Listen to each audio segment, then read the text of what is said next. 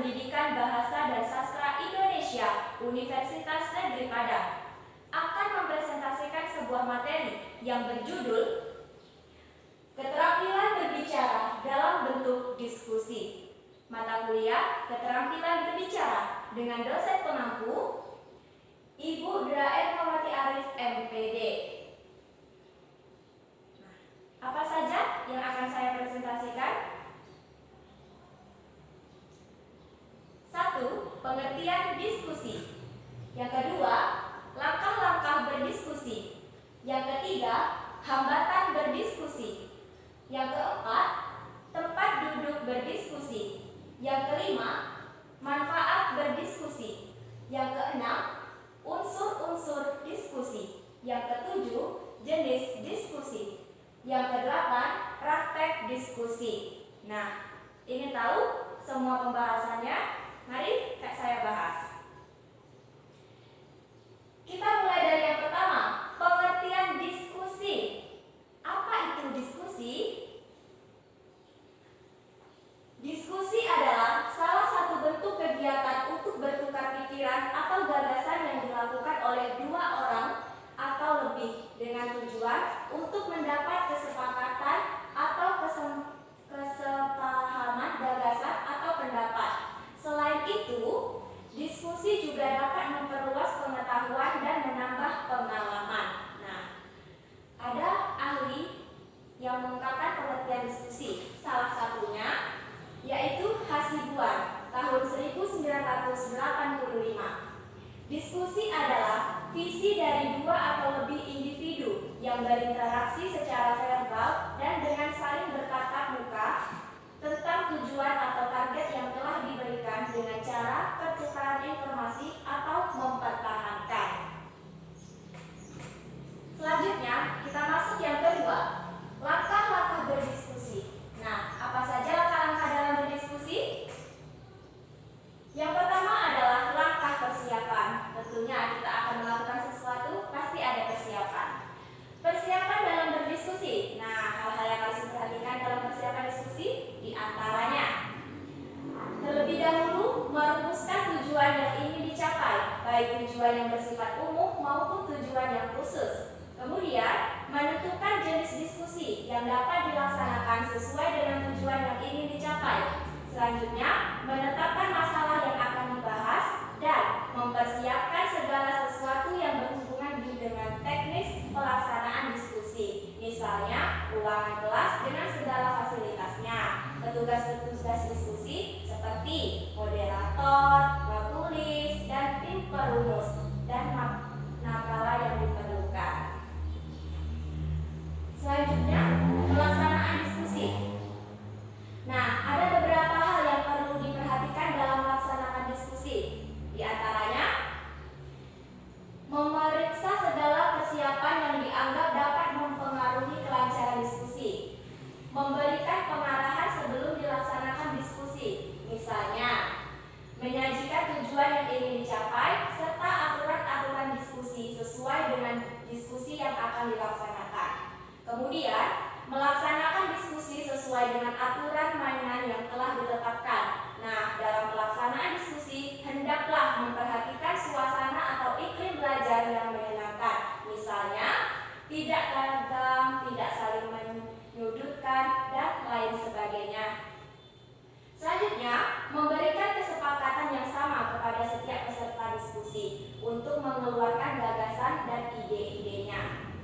Kemudian, mengendalikan pembicaraan kepada pokok persoalan yang sedang dibahas.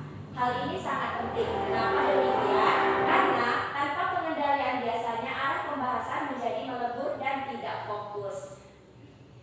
Selanjutnya yaitu menutup diskusi. Nah, ini seperti penutup, berarti akhir dari proses pembelajaran dengan menggunakan diskusi hendaklah dilakukan hal-hal sebagai berikut.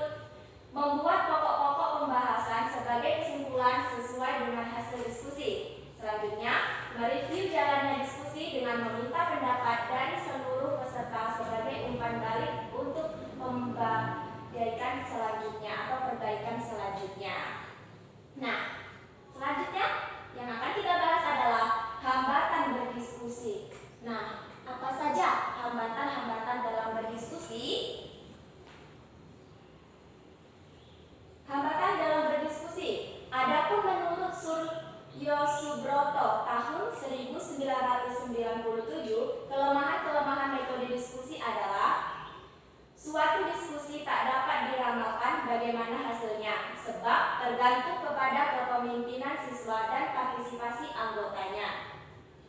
Suatu diskusi memerlukan keterampilan-keterampilan tertentu yang belum pernah dipelajari sebelumnya. Jalannya diskusi dapat dikuasai atau didominasi oleh beberapa siswa yang menonjol. Selanjutnya, tidak semua topik dapat dijadikan pokok diskusi, hanya hal-hal yang bersifat problematis yang dapat didiskusikan. Diskusi yang mendalam memerlukan banyak waktu. Siswa tidak boleh merasa dikejar-kejar waktu. Perasaan dibatasi waktu menimbulkan kedangkalan dalam diskusi, sehingga hasilnya tidak bermanfaat. Apabila suasana diskusi hangat dan siswa sudah berani mengemukakan buah pikiran mereka, maka biasanya sulit untuk membatasi pokok masalahnya. Nah, dalam diskusi, siswa sering kurang berani mengemukakan pendapatnya. Kemudian, jumlah siswa di dalam kelas yang terlalu besar akan mempengaruhi kesempatan setiap siswa untuk mengemukakan pendapatnya. Kita masuk poin selanjutnya, yaitu tempat duduk berdiskusi. Nah, ada aturan tempat duduk dalam berdiskusi sebagai bagaimana? Mari kita ketahui. Terdapat berbagai bentuk pengaturan tempat duduk dan pengaturan tempat duduk tersebut memiliki tujuan masing-masing. Nah, di antaranya yang pertama berbentuk huruf U. Nah, huruf U berarti pengaturan tempat duduk rapat ini seperti huruf U. Pengaturan tempat duduk dengan bentuk seperti ini biasanya juga digunakan untuk rapat pemecahan masalah seperti pada gambar yang telah tertera. Yang kedua, meja berbentuk lingkaran. Nah, seperti pada gambar yang tertera, meja berbentuk lingkaran ini sangat cocok untuk pengaturan rapat pada saat diskusi kelompok atau juga waskop. Nah, pengaturan tempat duduk seperti ini membuat rapat menjadi rileks namun tetap formal. Yang ketiga, gaya konferensi. Nah, seperti gambar yang tertera, pengaturan tempat duduk tipe ini memungkinkan semua peserta merasa dihargai dan menimbulkan semangat kerjasama teamwork. Pengaturan tempat duduk semacam ini sering digunakan pada saat rapat pemecahan masalah. Kemudian yang keempat, gaya klasikal. Seperti pada gambar yang tertera. Gaya klasikal merupakan pengaturan tempat duduk rapat dengan jumlah peserta rapat yang banyak. Nah, gaya klasikal ini cocok ditetapkan jika rapat tersebut bersifat pemberian informasi. Contoh, pengaturan tempat duduk ini antara lain ditetapkan di sekolah, seminar, atau rapat kelurahan. Kemudian kita masuk poin yang selanjutnya, manfaat berdiskusi. Nah, pastinya setiap kegiatan ada manfaatnya. Apa saja manfaat dalam berdiskusi ini? Beberapa keuntungan dan manfaat yang Anda dapatkan ketika sering berdiskusi adalah sebagai berikut. Dapat memahami masalah atau topik dengan lebih dalam. Nah, karena kita dapat mengeksplorasi keragaman perspektif dari teman diskusi.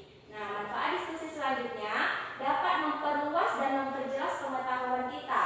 Karena dengan berdiskusi, Anda dituntut untuk melakukan analisis terhadap segala informasi yang ada, sehingga keterampilan sintesis dan kemampuan Anda dalam melakukan interaksi berbagai pengetahuan akan semakin meningkat. Manfaat selanjutnya dapat meningkatkan kemampuan berpikir kritis. Nah, kenapa demikian? Karena dengan berdiskusi akan terbiasa melihat asumsi-asumsi yang mendasari argumentasi orang lain, dan di saat yang sama kita juga dapat memeriksa kembali dari argumentasi kita. Selanjutnya, dapat meningkatkan keterampilan komunikasi kita. Dalam diskusi, komunikasi tidak hanya dilakukan secara searah, sehingga mendorong kita untuk dapat melatih komunikasi, dan di saat yang sama kita juga berlatih menjadi pendengar yang aktif. Kemudian dapat mengubah sikap kita. Nah, dengan melakukan diskusi, kesadaran diri kita akan meningkat sehingga toleransi kita terhadap orang lain menjadi lebih baik. Selanjutnya, manfaat diskusi dapat membantu kita dalam membuat keputusan tertentu. Nah, karena dengan berdiskusi kita dapat memikirkan kembali keputusan kita dengan lebih baik,